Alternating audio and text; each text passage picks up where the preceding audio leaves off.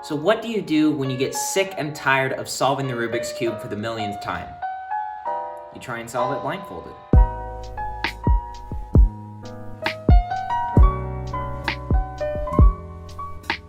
Hello everybody and welcome back to Blake's Jukebox. If you've been following this channel for a little bit, you'd know that along with all the music, piano, guitar, and all that I do, I also love Rubik's Cubes. And I've been solving them ever since I was like 8 or 9 years old. And after about 5 years of solving, I've come to a point where I average around 22 seconds and my record is a 15.4 second single. And when I say 5 years of solving, I don't mean like 5 years of constantly solving the Rubik's Cube. Sometimes I'm interested in it, sometimes I forget that I have it because I'm doing other things. But recently I've been getting back into it, learning some new techniques and trying to take down my average solve time. But lately I've kind of been hitting a brick wall and I haven't been improving my average as much as I want it to be improved, so I thought I might try something different today. So I looked up a couple videos, researched some methods for solving it blindfolded, and found that it really wasn't as hard as I thought it would be. Because in a nutshell, all you're doing is just using two algorithms that you have to memorize to switch pieces around and solve them one by one while keeping everything else the same, so you only have to memorize it once and you don't have to track where any pieces are going. Interestingly enough, that is entirely different from how you solve a regular Rubik's Cube, because usually when you're solving it, you solve it layer by layer. This one is solving it piece by piece, which is, although much slower, a very efficient way to solve it when you can't see the cube. So I memorized the two algorithms and I've gotten to work trying to, solve it with my eyes open before doing it blindfolded. So today I'm gonna be trying to nail down those mistakes that I've been having, and I'm gonna try and solve it blindfolded. So here we go. So the first thing I need to do is scramble up the cube, but I don't just want to do it by hand because that might give me a lucky scramble. So I'm going to use a generator that gives me algorithms that are specifically designed to make you have a certain amount of moves to solve a cube. These are the type of algorithms that would be presented in like cubing competition. What I need to do now is I need to take stock of where all the pieces are on the cube at first, so I can find out where they need to go and write down specific letters to memorize so that I know exactly where they're gonna go. And what I mean by that is this. So each piece on every side has a specific letter that I need to know. So this one is A, this one's B, C, D. It just keeps going on the alphabet around the cube. But basically, this piece right here is the one I need to move around the cube. I need to find where it goes, find the letter of where that top sticker needs to go, and then the piece that's in the place where it needs to go is gonna end up back to where it was in the first place, and I need to solve that next piece. If you're confused, you're a normal person. So I'm gonna write down a sequence of letters on here that's gonna tell me exactly where each piece needs to go. And what I'm gonna do is try and solve that by memorizing the letters and then putting this away, putting on a blindfold, and trying to solve all the edges. We're not going for a full solve right here. We're just trying to solve every edge on the cube. So here we go.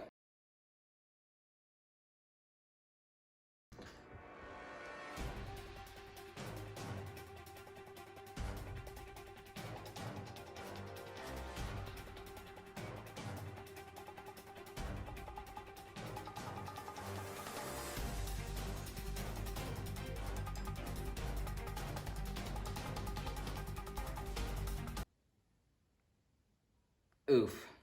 That's a big oof. So since that didn't go the way I wanted it to, I redid the scramble, looked at the letters, and tried to solve it again with my eyes open, and that did work. So it wasn't a problem with my writing, it was a problem with my execution. So I'm gonna do another scramble, and we're gonna try it again.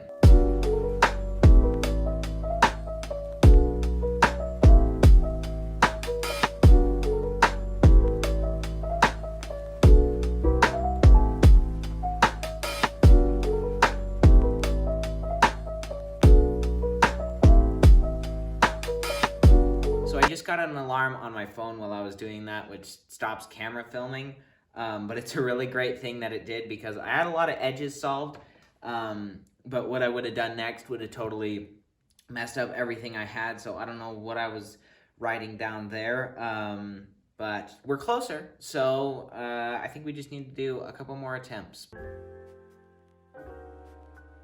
So it's now day 2 of trying to solve this with a blindfold on, and last night I made some really good progress. I solved all the edges blindfolded.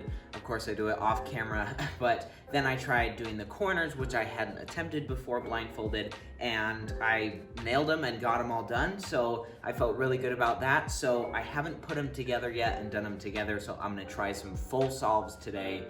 I hope they go well, and yeah, we're just gonna get right to it.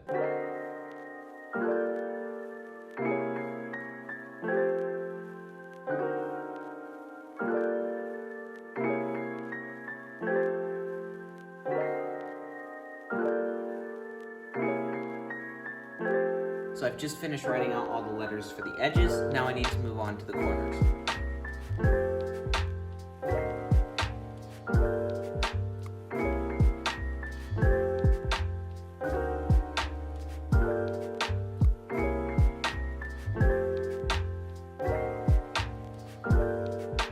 So I think I have everything that I need written down. This is the corners, these are the edges. Now I'm gonna try and put it all together and memorize it.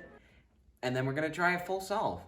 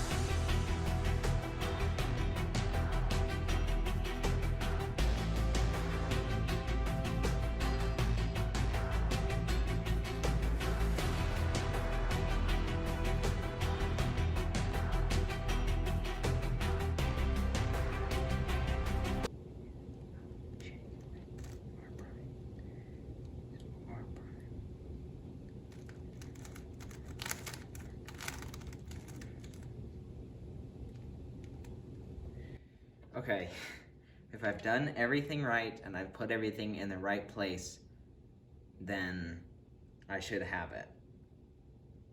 So...